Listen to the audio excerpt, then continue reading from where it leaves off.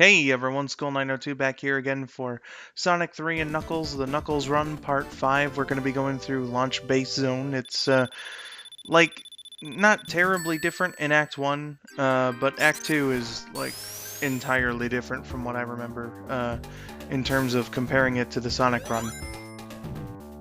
No, I won't be showing off how to farm, like, bajillion lives. Like I did in the Sonic Run. I did that not only in the Sonic Run, but in my the Sonic Run live stream as well from way back when, January. So it's dead. It's just dead. It's not happening. I'm not doing it no more.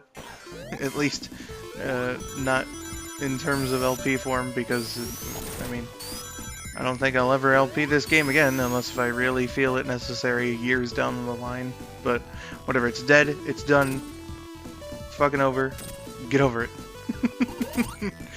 No, but like, I've been thinking about EggRobo's plan here, because like, why are we even in Launch Base Zone when you really think about it? Because in Knuckles' playthrough, you don't see any bits of the Death Egg at all. None. So like, we don't really figure out what the EggRobo's plan is until the very last level. So I don't know what he could possibly be using the Launch Base Zone for, unless if maybe it's like his own personal laboratory for manufacturing the robots, or maybe maybe this was his bedroom, like before he became his own robot and stopped having Eggman order him around. just this entire fucking zone was just his bedroom, apparently. But no, he just doesn't have a clearly defined plan. He just kind of, in that cutscene that we don't see, he just kind of fucks around with Knuckles, and then Knuckles starts chasing him. So again, it's just not very clear until the very end. EggRobo, you're a confusing villain. But aside from that, here's an interesting bit of me being in one of these stages. So I did, out of curiosity, I held onto the left button to see if I could avoid going into the slot machine thing, and I could, and then through sheer stupidity and chance, I just didn't get any rings in that entire thing. Fucking dumb of me. But, you know, whatever. You think EggRobo has any...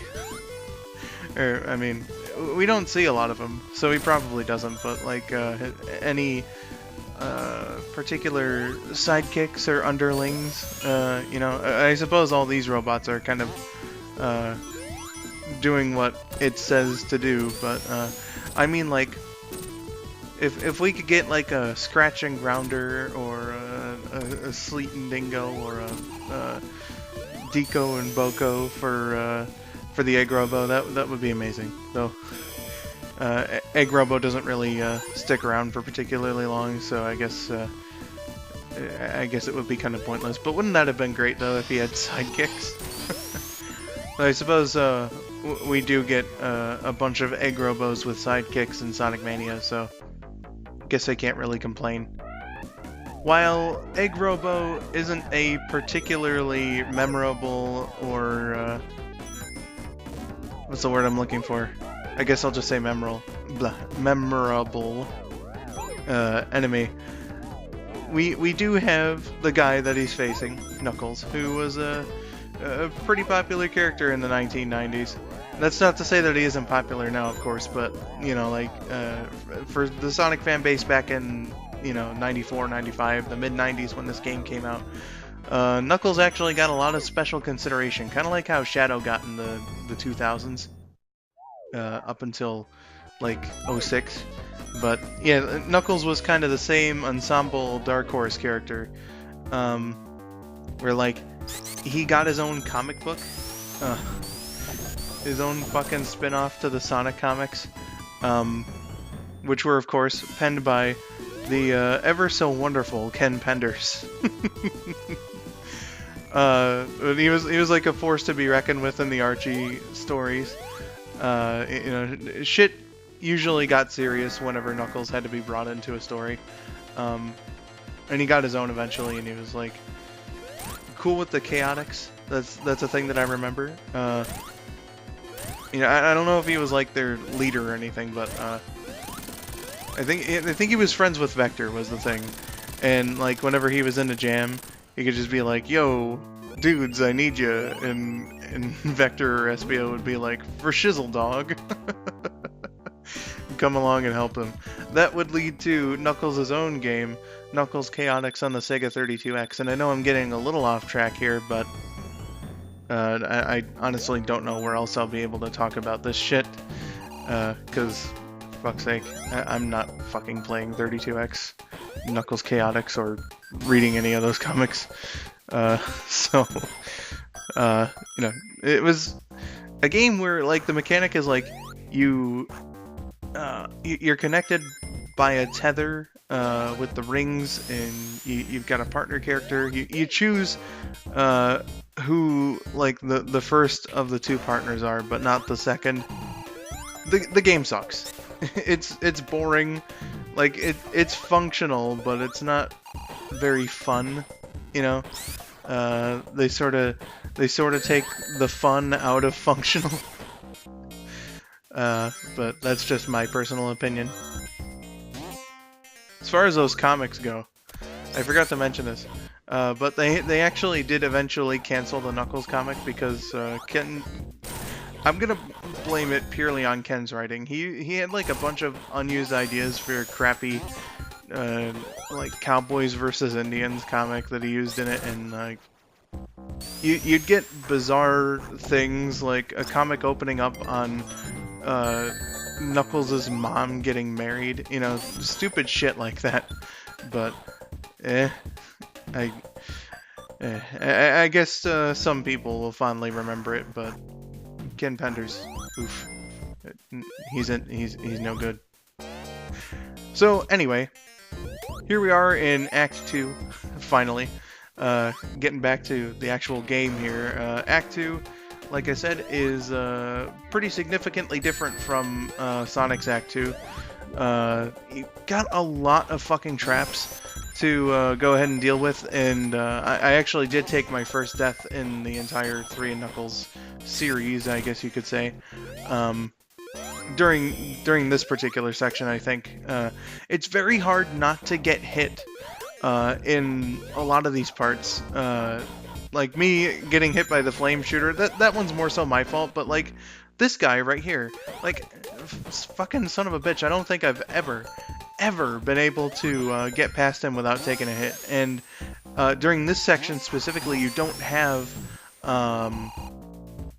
air bubbles that come out, so you're at constant risk of drowning without the bubble shield. So it's like, ooh, Sega, why? Fuck's sake.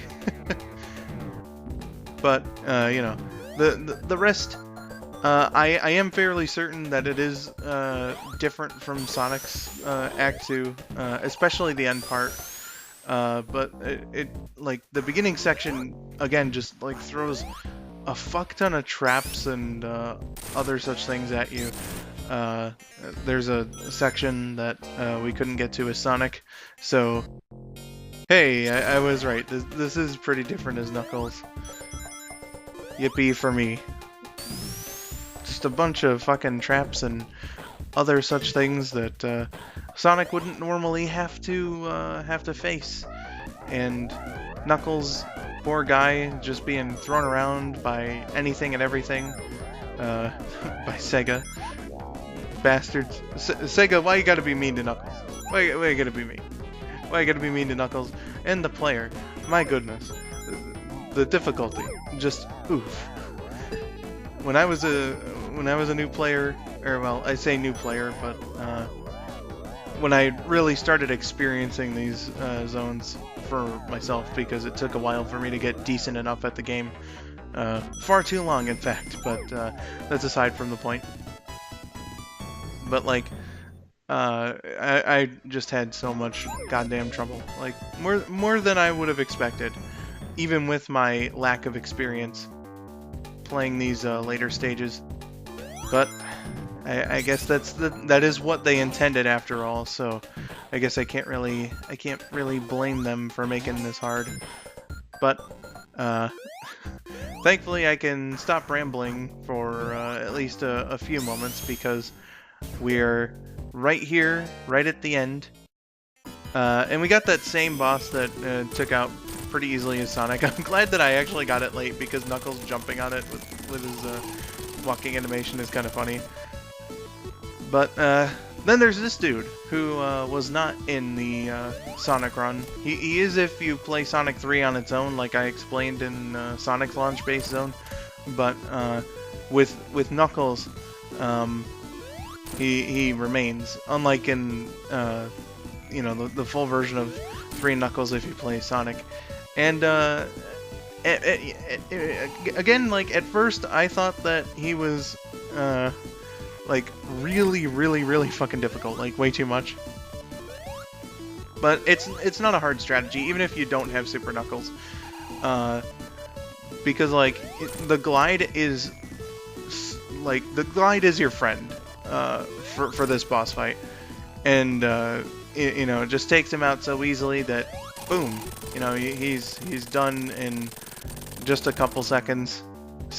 I'd say that boss fight took more like a minute and a half, but whatever. So just a neat thing that they made this boss exclusive for Knuckles, but whatever.